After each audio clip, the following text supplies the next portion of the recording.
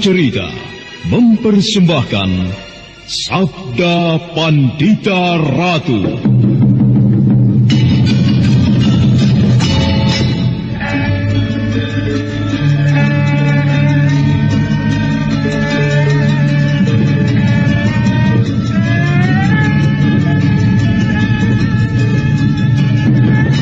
Kureguk anggur Mahadewa, kucicipi madu sabdanya. Bumi kuremas dalam genggamanku, matahari dan rembulan kutelan dalam perutku. Apakah mungkin aku akan menjadi bunga yang bisa kau petik dan kau sunting? Sementara jika layu, akan kau campakkan begitu saja, seperti cermin retak yang tak berharga.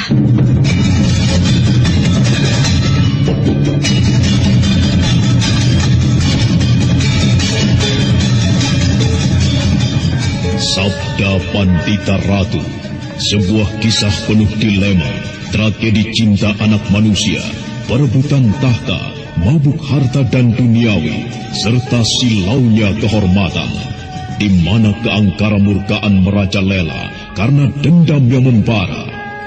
Kisah ini berlatar belakang berdirinya Singasari. Ken Arok, dialah pemuda yang merebut pahit getirnya kehidupan. Namun sebenarnya, dialah yang harus melaksanakan sabda-sabdanya. Perjalanan sengsaranya adalah awal untuk meraih keberhasilan, untuk menuju kejayaannya di saat Singasari berdiri. Apakah cita-citamu itu, Kenumang? Aku ingin mengubah nasibku. Aku bosan dengan kehidupanku selama ini yang terlunta-lunta, akrab dalam pelukan kemelaratan. Kadangkala aku berangan-angan, aku adalah seorang istri dari Patih. Bahkan lebih gila lagi, aku berangan-angan, andai kata aku adalah seorang permaisuri, maka akan terhapus semua masa silamku, terhapus lenyap, tidak bersisa semua kenangan buruk yang kumiliki. Itulah cita-citaku, Kakang Ken Arok. Bagaimana dengan kau, Kakang? Aku ingin menjadi seorang raja.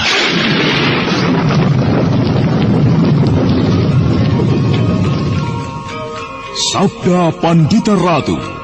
Naskah ditulis oleh Pondra Swasti Langit, diolah oleh Agung Bahrodi, didukung oleh artis-artis terkemuka Ferry Fadli, Eli Ermawati, M. Abud, Ivone Rose, dan lain-lain. Teknik dan montase Ibing Arifin, dengan sutradara Dian Pertiwi. Sabda Pandita Ratu kali ini mengetengahkan episode ke-11 dengan judul Sang Singgasana.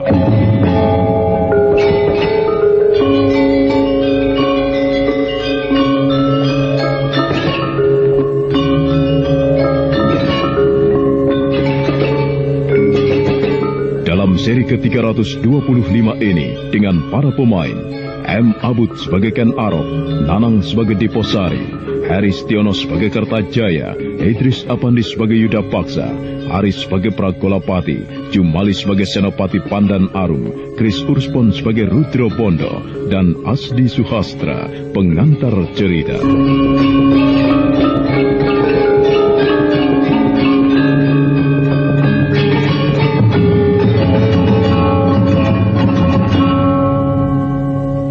Di sebuah bangunan barak perondaan yang terletak di sudut-sudut jalan di luar dugaannya, Pragolapati bertemu dengan bekas Senopati Diposari. Hal yang membuatnya terkejut adalah Senopati Diposari menyampaikan kecurigaannya bahwa yang membunuh Aku Tunggul Ametung adalah Ken Arok, bukan Kebo Ijo. Silakan merenunginya, Kakang Pragolapati. Tunggu, mau kemana kau? Kembali ke tempatku. Kenapa? Ingin tahu di mana aku berada sekarang? Aku tidak keberatan. Aku sekarang bergabung dengan orang-orang Ganter. Jika kau hadir di medan peperangan Ganter melawan Kediri dalam beberapa pekan yang lalu, seharusnya kita bertemu, berhadapan sebagai lawan. Gila, lalu apakah yang kau lakukan di Tumapel sekarang ini? Kau ingin tahu? Aku tengah menjalankan tugas Telik Sandi. Nah, tangkaplah aku kalau kau ingin menangkapku. Tidak, Aku tidak ingin menangkapmu. Aku tidak berminat melakukannya. Mengapa? Ya, aku tidak melihat apakah ada manfaatnya aku menangkapmu. Sebelum kau pergi, bolehkah aku meminta pendapatmu? Soal apa? Menurutmu pada saat Tumapel dalam keadaan seperti ini, pada saat di Tumapel muncul lagi Ken Arok dengan segala kegilaannya, apa yang harus aku lakukan? Jika kau tidak bisa menerima, pergilah, minggat dari Tumapel. Akan tetapi jika aku adalah kau, maka aku akan luas. Aku boleh sakit hati pada Ken Arok. Akan tetapi, aku harus mampu menyembunyikan perasaanku yang sebenarnya rapat-rapat. Aku bisa menirukan ilmu padi. Kemana angin bertiup, kesanalah aku ambruk. Perkara bagaimanakah sikapmu yang sebenarnya, itu urusanmu sendiri. Ilmu padi? Iya, ilmu padi. Mungkin kau bisa menyesuaikan dirimu dengan keadaan sekarang. Misalnya, Ken Arok nantinya yang akan tampil sebagai aku. Bukan hal yang tidak mungkin bagimu untuk menyesuaikan diri padanya. Kau harus pintar-pintar bersandiwara. Sambil menunggu saatnya, kalau kau memang mempunyai dendam padanya, kau tikam orang itu dari belakang. Atau sebaliknya, dengan ilmu padi pula, kau justru bisa memanfaatkannya untuk meraih jenjang yang lebih tinggi. Kau bisa memanfaatkan Ken Arok. Apalagi kalau kau bisa melupakan aku Tunggul Ametung dan dengan kesungguhan hati mengabdi kepadanya. Kakang, ia calon orang besar. Lihat saja apa yang bisa dilakukan. Ilmu kanuraganya atau ulah-ulahnya. Semuanya justru merupakan gambaran siapakah dia. Diposari, mengapa kau racuni aku dengan pendapat seperti itu? Bukankah kau meminta pendapatku? Nah, itulah pendapatku. Aku telah mengatakannya. Sudahlah, aku harus pergi. Seorang kawanku telah menungguku. Aku harus segera menemuinya. Kau bisa menirukan ilmu padi. Kemana angin bertiup, kesanalah kau ambruk. Aku menirukan ilmu padi. Kemana angin bertiup, kesanalah aku ambruk. Semasa Tunggul Ametung yang berkuasa, aku mengabdi pada aku Tunggul Ametung. Dan sekarang, terlihat jelas tanda-tanda Ken Arok akan merebut kekuasaan. Aku mengabdi kepadanya. Betapa menyakitkan sekali. Menyakitkan dan memalukan jika aku melakukannya. Tetapi apakah aku harus mengambil sikap memusuhi Ken Arok? Jika demikian yang harus aku lakukan, mampukah aku? Gila, jelas aku tidak mampu. Ia licik, ia banyak akal. Ia bisa berbuat tidak terduga. Aku tidak boleh kalah licik. Yang harus aku lakukan adalah aku tidak boleh kalah licik. Aku harus lebih licik. Senopati Pragolapati menyunggingkan senyum yang aneh. Antara senyum kegetiran atau senyum kepuasan. Membayangkan sebuah langkah yang akan dilakukannya. Senopati kemudian bergegas kembali menuju ke arah istana Tumapel. Aku harus mengambil peran dalam upacara pemakaman aku. Aku harus menggunakan ilmu padi. Aku tidak boleh memusuhi Ken Arok. Setidaknya itu yang harus terlihat dari luar.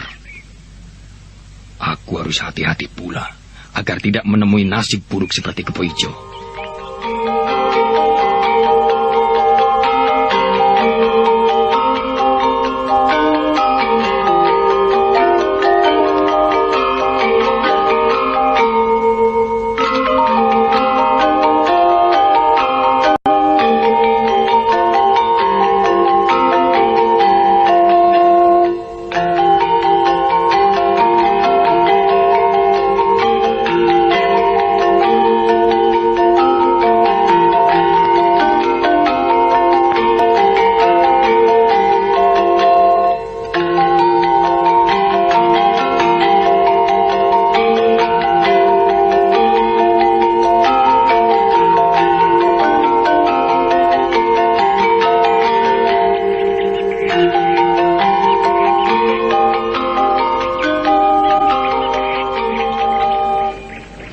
Diposari.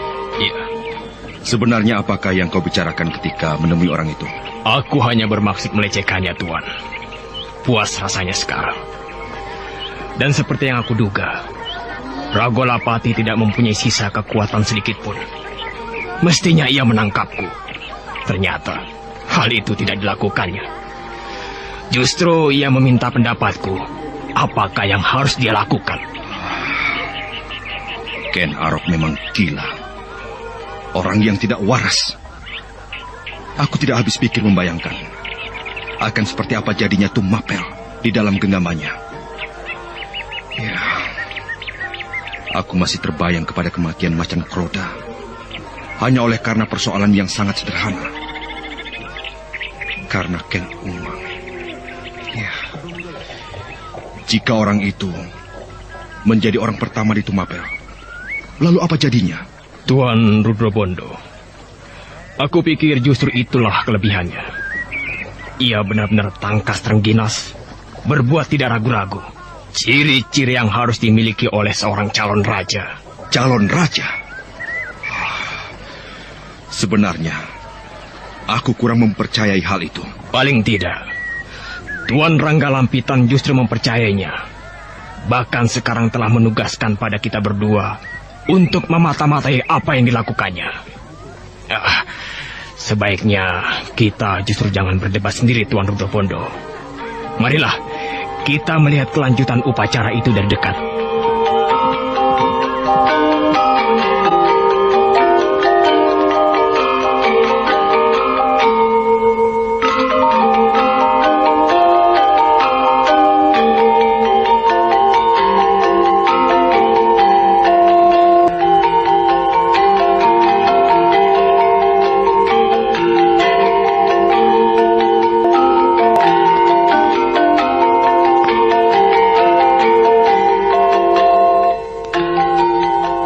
Ketika matahari semakin jauh doyong ke arah barat, maka persiapan-persiapan upacara pemakaman Aku Tunggul Amatung telah rampung.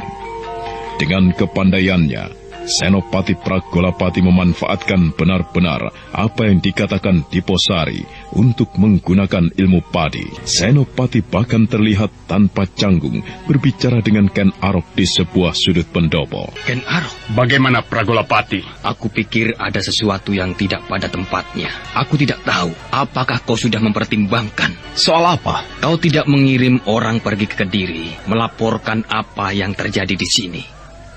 Kematian seorang Aku layak mendapatkan penghormatan dari pembesar di Kediri. Aku ingat ketika Aku Pawon meninggal dunia, Baginda bahkan berkenan datang langsung untuk memberikan penghormatan. Demikian juga dengan Aku Tunggul Banang. Ayahanda Aku Tunggul Ametung meninggal dunia beberapa tahun yang lalu. Meski Baginda sendiri tidak berkesempatan datang, namun beberapa pembesar menyempatkan hadir. Tidak usah. Apa maksudmu, Ken Arok? Kediri disibukkan oleh kekalahan dalam peperangan melawan Ganter baru-baru ini. Kita tidak perlu merepotkan Kediri. Kita akan memberi laporan setelah semuanya berlangsung. Mungkin. Mungkin bagaimana? Mungkin ya. Akan tetapi mungkin juga tidak. Senopati Pragolapati merasakan ada yang aneh pada jawaban itu. Pragolapati memandang wajah Ken Arok dengan seksama. Sedangkan Ken Arok sendiri melontarkan pandangan matanya ke arah kerumunan orang di pendopo. Apa yang kau maksud dengan mungkin ya dan mungkin tidak, Ken Arok? Mungkin ya dan mungkin tidak. Aku pikir itu sudah jelas, Pragolapati. Nampaknya kau tidak senang jika Tumapel mengirim utusan ke Kediri. Tumapel sudah terlalu banyak memeras keringat yang hasilnya harus dikirim ke Kediri. Uluwetu Tumapel dikirim ke Kediri. Setiap tahun 2 kali Tumapel harus mengirim upeti ke Kediri. Padahal andai kata semua uluwetu, hasil bumi atau upeti itu dipergunakan untuk membangun Tumapel sendiri, tentu akan membuat Tumapel berkecukupan. Gila. Jadi kau mempunyai pendapat seperti itu? Iya. Kenapa? Kau tahu artinya? Bagaimana sikap Kediri? Kediri akan menganggap Tumapel telah memberontak. Kediri terlalu ringkih. Kediri yang dipimpin oleh raja yang lupa diri tidak pantas menjadi pengayoman Tumapel. Kau benar-benar meyakini sikapmu itu, Ken Arok? Kenapa tidak? Kau tidak sependapat? Kau boleh tidak sependapat. Warna rambut boleh sama hitam, namun pendapat boleh berbeda. Senopati Pragolapati termangu oleh pendapat itu, dan sesaat kemudian dadanya berdesir. Pragolapati merasakan dengan benar di balik kata-kata Ken Arok yang terucapkan dengan nada datar itu terdapat ancaman yang mengerikan. Seolah Ken Arok berkata, "Jangan macam-macam kau Pragolapati. Jangan berani menjadi penghambatku. Kalau kau tidak ingin terkapar mati dan mayatmu ditemukan orang di tepi jalan." Bagaimana? Kau benar. Aku benar? Ya, aku sependapat denganmu. Sudah tiba saatnya Tumapel mengambil sikap yang tegas. Hasil bumi Tumapel selayaknya memang dipergunakan membangun Tumapel, bukan untuk Kediri, sarana pengumbar nafsu Kertajaya. Kau sadar berkata begitu? Apa? Apa maksudmu? Kata-katamu itu bisa berubah menjadi jerat tali gantungan untukmu. Aku... Jangan bingung. Untung hanya aku yang mendengarnya. Coba jika yang mendengar adalah orang yang bersikap tegas mengabdi pada Kediri, kau bisa digantung di alun-alun Kediri. Lihat, upacara akan segera dimulai. Ayo. Ya, Ken Arok memang gila. Benar-benar orang yang gila. Maka demikianlah upacara pemakaman Akuwu Tunggul Amatung berjalan dengan hikmat, diiringi taburan bunga di sepanjang jalan yang akan dilewati layon. Layon adalah kata lain dari jenazah, atau sering juga disebut sebagai kunarpa. Para kaula mengiringi keberangkatan layon dengan hati diaduk dan teraduk. Tangis dan bau dupa berbaur doa-doa. Ken Dedes yang melepas keberangkatan layon terduduk bersimpuh di Saka Pendopo. Beberapa orang emban segera memapahnya ke ruang dalam. Mendung yang semalam mengaduk Tumapel menyebabkan beberapa rumah kembali muncul memayungi, seolah langit pun ikut berduka, seolah para bidadari ikut berduka, seperti ketika para bidadari dan para dewa menangis di langit menyaksikan kematian Sang Maharasi Bhisma di padang peperangan Baratayuda. Om Wilayeng, Om Wilayeng, Om Wilayeng, Om Wilayeng, Om Wilayeng. Ampun tuanku, itulah yang bisa hamba laporkan kepada tuanku Baginda Kertajaya. Untuk selanjutnya hamba serahkan sepenuhnya kepada Baginda. Aneh sekali. Akuwu Tunggul Amatung mati dibunuh orang. Tetapi mengapa tidak ada utusan yang datang mengabarkan kematiannya? Temenggung Yudapaksa. Hamba tuanku. Bagaimana menurut pendapatmu? Hamba tuanku. Apakah hamba diperkenankan untuk menanyai Senopati Pandan Arum? Aku izinkan. Senopati Pandan Arum? Hamba Gusti Temenggung. Siapakah orang yang menyelenggarakan pemerintahan menjadi pengganti Akuwu sekarang? Atau paling tidak siapakah yang mengambil pengaruh? Menurut yang hamba dengar, seorang pimpinan pengawal istana mempertegas bahwa sepeninggal Akuwu, maka permaisuri Akuwu yang menggantikannya. Permaisuri Akuwu itu bernama Ken Dedes. Kau lihat, apakah permaisuri Akuwu itu mampu melakukannya? Nampaknya terlalu lemah bagi perempuan itu, Gusti Temenggung. Akan tetapi di belakangnya ada seorang pemuda. Ia bernama Ken Arok. Ken Arok? Beberapa saat lamanya Tumenggung Yudapaksa termangu, karena Tumenggung itu telah mendapatkan jawaban yang semakin jelas, sekaligus sebuah kenyataan pahit yang membayang-bayangi Kediri. Kertajaya merasa heran melihat perubahan wajah Tumenggung Yudapaksa. Ken Arok? Siapa dia Tumenggung Yudapaksa? Ampun tuanku Baginda Kertajaya. Hamba kira tuanku tidak akan lupa Ken Arok adalah singa liar padang karautan. Oh, dia orang yang berani mencuri Ken Umang dari tanganku itu. Benar tuanku. Gila, berdebah iblis. Pasti yang mendalangi pembunuhan atas aku orang itu. Yang melarang melapor kepadaku tentu juga orang itu.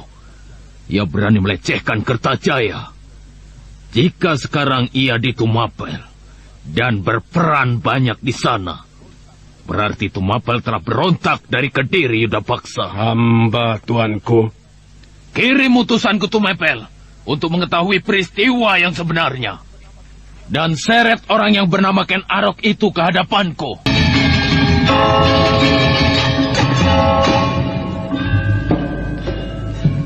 Tumenggung Yudapaksa yang semula menunduk itu mendongakkan kepalanya.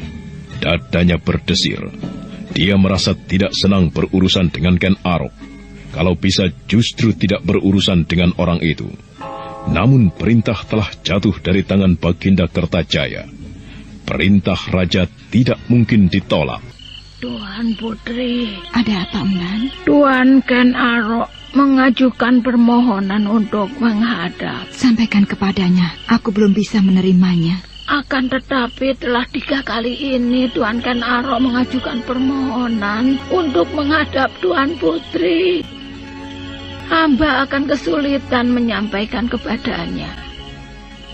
Tuan Ken Arok mendesak agar mendapat kesempatan menyampaikan sesuatu yang sangat penting kepada Tuan Putri.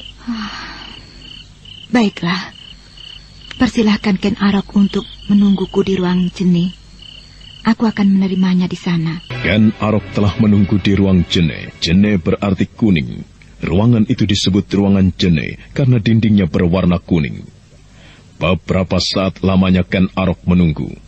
Ken Arok menyembah dengan hikmat ketika dari arah pintu muncul Ken Dedes. Perutnya nampak membesar dengan usia kehamilannya yang telah mencapai usia 5 bulan.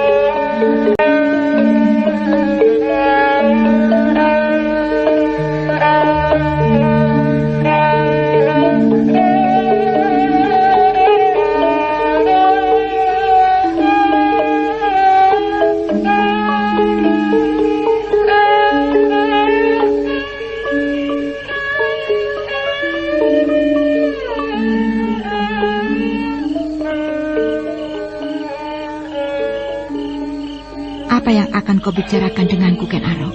Ampun, Tuan Putri. Hamba akan berbicara banyak mengenai keadaan Tumapel sekarang ini. Sebagaimana diketahui, Tuan Putri adalah pengganti aku Tunggul Ametung yang telah tewas. Enteng sekali kau berbicara soal itu, Ken Arok. Seolah yang melakukan pembunuhan terhadap Tuanku Tunggul Ametung adalah orang lain, bukan kau. Dan sekarang, permainan apa lagi yang akan kau paksakan kepadaku? Tuanku, Tuan Putri Ken Dedes, kini tiba saatnya Tumapel di bawah tangan Tuan Putri harus mengepakkan sayapnya lebih besar lagi. Di bawah pemerintahan Tuan Putri, Tumapel harus lebih megah dan perkasa. Apa yang bisa aku lakukan? Aku hanya perempuan. Di belakang Tuan Putri ada hamba. Terdapat Senopati Pragolapati dan segenap prajurit segelar sepapan yang akan menjalankan perintah Tuan Putri. Jangan berbicara melingkar-lingkar. Berbicaralah pada persoalannya. Baiklah, Tuan Putri. Menurut perhitungan hamba, dalam waktu dekat nanti Tumapel akan kedatangan tamu dari Kediri yang akan mempertanyakan kematian Tunggul Ametung. Tentu saja, hamba tidak berharap Tuan Putri akan bercerita pada orang-orang Kediri atas apa sebenarnya yang telah terjadi. Dan lebih dari itu, sudah tiba saatnya Tumapel mengambil sikap yang tegas atas Kediri. Tumapel adalah bagian dari Kediri. Semua hasil Tumapel harus digunakan untuk membangun Tumapel, bukan untuk upeti terhadap Kediri. Rangkaian kata-kata yang diucapkan oleh Ken Arok terdengar datar, namun mengagetkan Ken Dedes. Ken Dedes memandang Ken Arok dengan tajam, seolah mencari kesungguhan kata-kata yang baru saja diucapkan. Namun Ken Arok memandang pula dengan tajam. Ken Dedes merasa dadanya berdesir.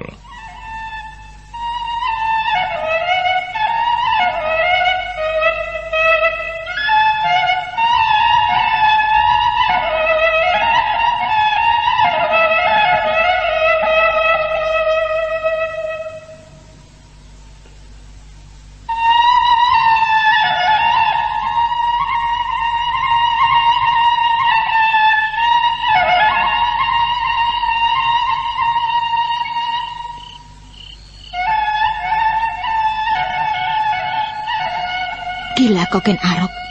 Akan kau jerumuskan Tumapel ke dalam jurang kesengsaraan. Kau sadar dengan apa yang kau bicarakan itu, Ken Arok? Hamba, Tuan Putri. Hamba sadar dengan sepenuhnya. Hamba tidak melakukan sesuatu tanpa pertimbangan. Angan-anganmu justru tanpa pertimbangan, Ken Arok. Angan-anganmu ngawur. Kau justru akan menjerumuskan Tumapel dalam kesulitan yang besar. Tidak, Tuan Putri.